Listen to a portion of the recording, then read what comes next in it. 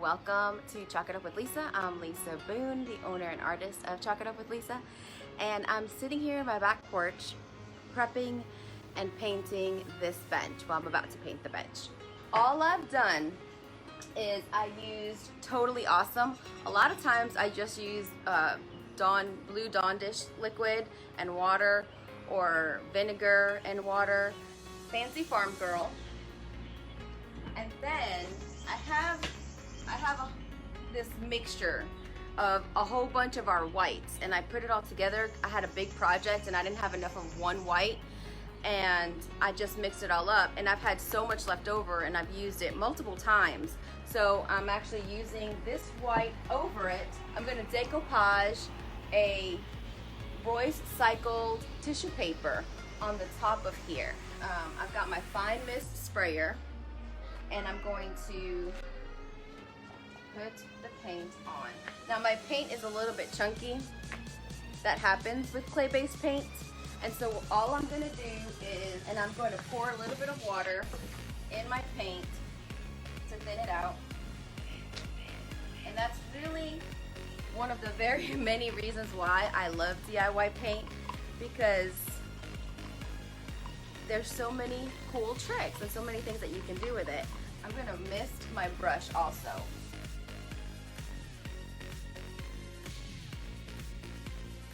See, the paint goes on super good. This is a little bit of a slick surface because it's been varnished. So the first coat is never a full coat, especially because I did water this down. So I'm just hitting it, and this is a clay-based paint. It dries super fast. Even though I've added water to this, it's gonna dry super fast, especially because I'm outside.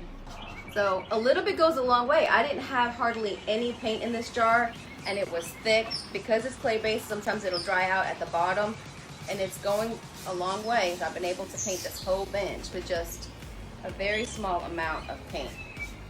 That's another reason why I love this paint so much. It really goes a long way. You can use it full on strength, and then you can water it down, and you can water it down 10-to-1 and do watercolor with it. So I'm at this very bottom, but we're gonna use every last drop. And I'll have to fix, because it's resting on that back, I'll have to fix that. I'm gonna add just a little bit more water and stir it up with my fancy stick. See, I mean, it gets really, I don't know if you can see it in there, but it gets like gooey. So all I'm doing is just trying to use every last drop, and I always try, even the dry parts on the side, you can reconstitute it, like, so it's water activated, and unless you seal it, you can activate it again. And that's why it's a good idea to seal your pieces, unless they're gonna sit there and not be used, and you can get away with it. Okay, now watch, this is watered down. Do you see? The pigment has not changed. It's the same pigment. That's why you can do watercolor and still have vibrant pieces. This is watery, and it's still covering, and still has great pigmentation. So a lot of people are concerned with brush strokes. They don't like brush strokes. I don't really understand that, because if it's hand painted, like, why wouldn't you want to know it was hand painted? But some people don't like brush strokes. I do like the brush strokes. I don't have a problem with it, because I want it to look hand painted. But the more water that you use, the smoother the finish, and if you use the synthetic version, you do get less. But the reason I started bringing that up is that, oops, this is really watery. I'm just trying to get, it's hard to get in here. Trying to get in there. Some people, you know, they only want the brush strokes to go one way, and then some people are like, I paint every which way. And so it really, for me, it depends on what I'm painting and what the finish is. So I tend to go in one direction. So if you don't want a lot of texture, because again, it's clay based, you're gonna see texture if you're painting every which way. So It's just what you like. There's no right or wrong way to do it. This is drying. It's half dry. If I start going like this again, because it's not, I think, oh, I didn't paint it all the way. I didn't cover it fully.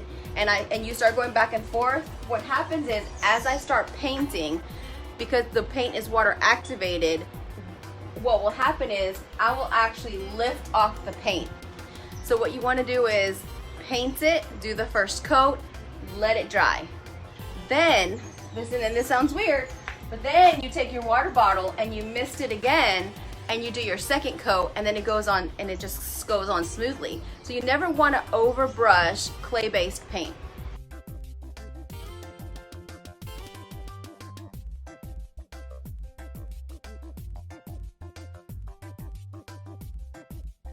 I'm just gonna slap the white on, and the reason that I'm putting white on here, and I'm not gonna do the green, is just because I'm gonna decoupage a white piece of paper, and I want it to pop. I don't want it to be dark. I want this to be a really light bench, and I am gonna put white over this later, the whole thing.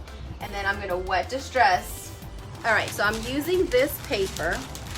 I've just recently become a Recycled Treasures retailer, and I've used her papers before. I love them. They're huge. They're 20 by 30, and this one is called Queen Bee.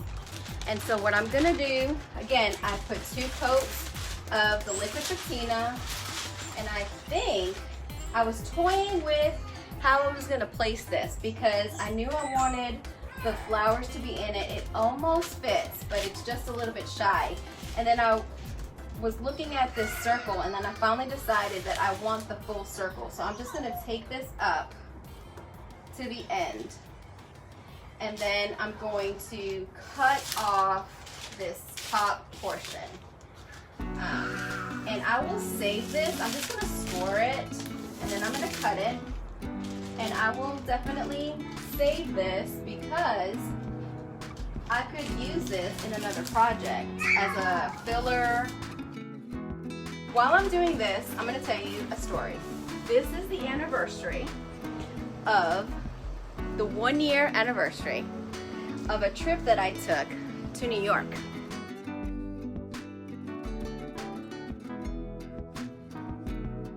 I'm from New York, and I live now in Kentucky, but I lived in New York, born in the city. I lived in Queens and Long Island till I was 23 years old. No, 24. I was 24, and I moved to South Carolina. I never met my father. I never knew him, and I always wanted to meet my father. And it was a sore subject for me, and it was hard. It's hard not having a father and not knowing him, and not knowing, you know, I always wondered, what do I look like? Who is he? What does he think? And I knew he had other children. Like, it's just, questions. And last year, because of Ancestry.com, I found my brother, my biological brother.